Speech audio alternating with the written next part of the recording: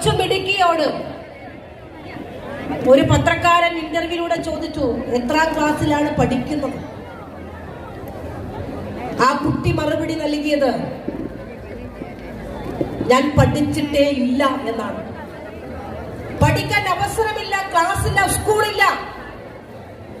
നോക്കൂ, നമ്മൾ ഒന്ന് മനസ്സിലാക്കൂ. ലോകം അറിയുന്ന തരത്തിലേക്ക് ആ പെൺകുട്ടി മാറിയപ്പോഴും ഇന്ത്യയുടെ മറ്റൊരു പരിച്ഛേദം ദുഃഖത്തോടെ നമ്മൾ ഓർക്കുന്നത്, വിശിഷ്യ മലയാളികൾ, 16 വയസ്സായ പെൺകുട്ടിക്ക് പഠിക്കാൻ അവസരമില്ലാത്ത ഇന്ത്യയാണോ നമ്മൾ കാണേണ്ടത്? മലയാളികൾ അങ്ങനെയല്ല. നിർബന്ധമായും 5 വയസ്സ് പൂർത്തീകരിച്ച 1-ാം ക്ലാസ്സിൽ പോകണം, പ്രീ-KG പോകണം, ബാലവാടികളിലും അംഗൻവാടിയിലും പഠിക്കണം.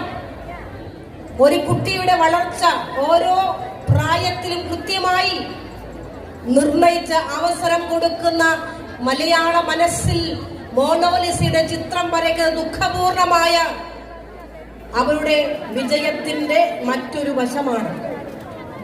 ഇത് നമ്മളെ കണ്ണ് തുറപ്പിക്കണം. ഇന്ത്യയിൽ അതാണ് അവസ്ഥ. പല സംസ്ഥാനങ്ങളിലും വിദ്യാഭ്യാസ കാര്യത്തിൽ ലീസ്റ്റ് ഇമ്പോർട്ടൻസ്, കേരളത്തിലാണെങ്കിൽ ഫസ്റ്റ് പ്രയോറിറ്റി, അതാണ് കേരളത്തിൽ നടത്തിക്കൊണ്ടിരിക്കുന്നത്. 45,000 ക്ലാസ് മുറികൾ ഈ കേരളത്തിൽ ഹൈടെക്കായി. അത് സർക്കാർ വിദ്യാലയങ്ങളിലുമുണ്ട്, എയ്ഡഡ് വിദ്യാലയങ്ങളുമുണ്ട്. ഈ DBHSന്റെ പശ്ചാത്തല സൗകര്യങ്ങൾ ഒരു 15-20 കൊല്ലം മുമ്പ് ഇങ്ങനെയാണോ? വളരെ ആകർഷകമായ രീതിയിൽ മാറ്റി. സർക്കാരിന്റെ നയത്തോടൊപ്പം നമ്മുടെ വിദ്യാലയത്തിൽ പഠിക്കുന്ന ഓരോ കുട്ടിയുടെയും മെന്റലി ആൻഡ് ഫിസിക്കൽ ഡെവലപ്മെന്റ്സ് അത് ഉയർത്തിക്കൊണ്ടുവരാൻ ഈ ഭൗതിക സാഹചര്യങ്ങളെല്ലാം വേണം. അതിൽ മാത്രം നിൽക്കുന്നില്ല. കേരളത്തിന്റെ വളർച്ച, കേരളത്തിന്റെ ഇക്കോണമിയിൽ, സമ്പദ്ഘടനയിൽ നമ്മുടെ പരിജ്ഞാനവും കഴിവും സ്കില്ലും ഏറ്റവും വാല്യുബിളായ ഒരു കമോഡിറ്റിയായി മാറുകയാണ്.